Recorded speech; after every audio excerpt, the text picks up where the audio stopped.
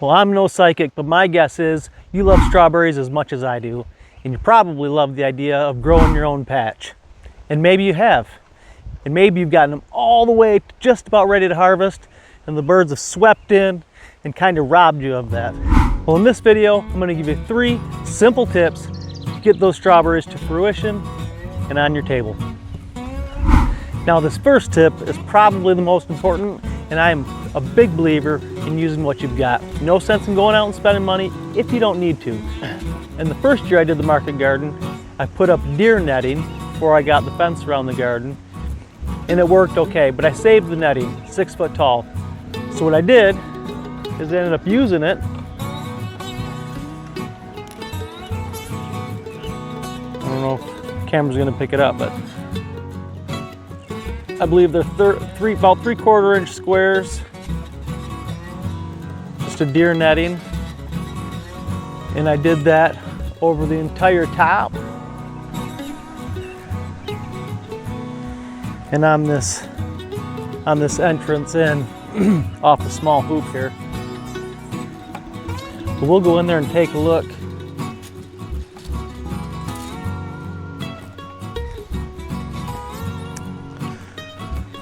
I did it this way rather than doing row covers because I wanted to be able to walk in here. You can see the netting.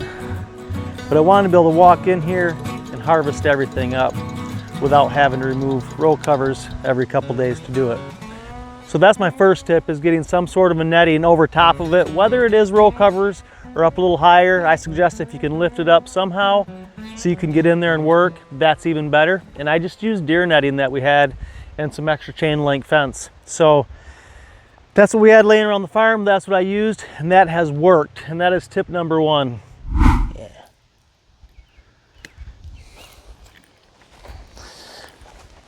All right, now tip number 2 is a lesson we learned because of something we didn't do, and it's a mistake easily avoidable.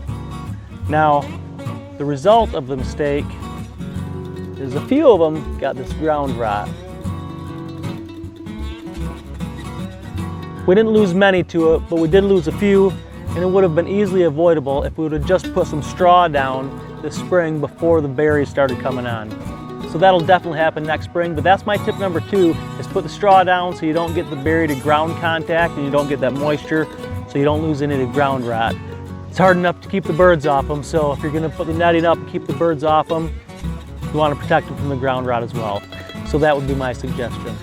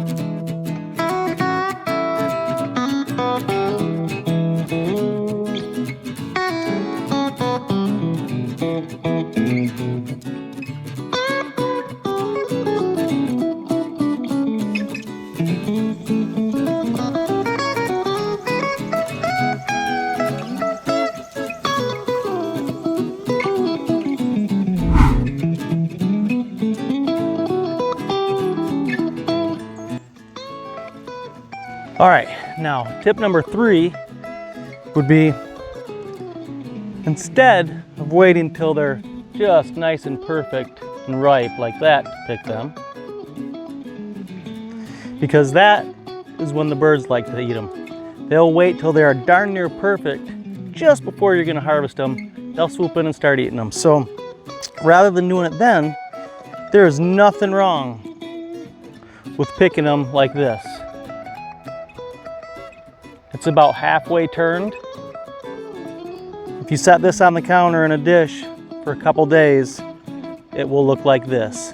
Okay, so as you can see, pick this one, That's tip number 3. Just like cherry tomatoes, you can pick them a couple days before they're actually ripe, and they'll ripen off the vine or off the plant. So tip number 3 is grab them before the birds do. They'll ripen on your counter and they'll be just as good. Now let's head inside for one more bonus tip on how to get these buggers to last just a little bit longer after you've harvested them, so you don't have to use them up right away. Let's go on in there.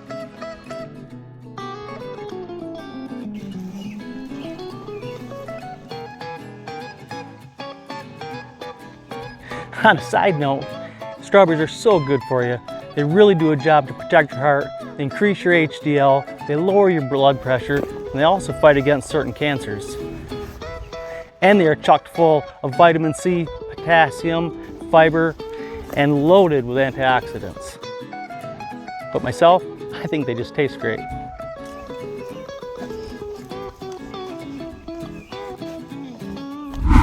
All right, so bonus tip number 4, if you want your strawberries to last a little longer after you've harvested them, take the ripe strawberries, or at least the ones that are almost ready, and put them in a jar, unwashed, and seal it up tight and put it in the fridge.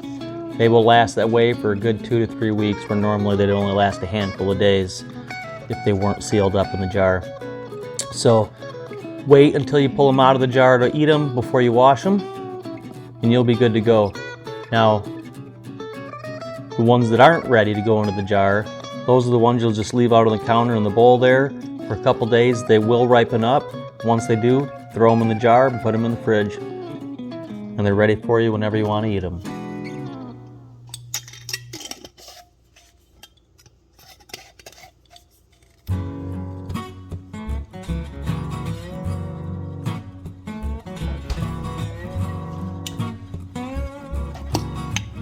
Now this jar has been in the fridge about a week. Just pop it open. They are delicious.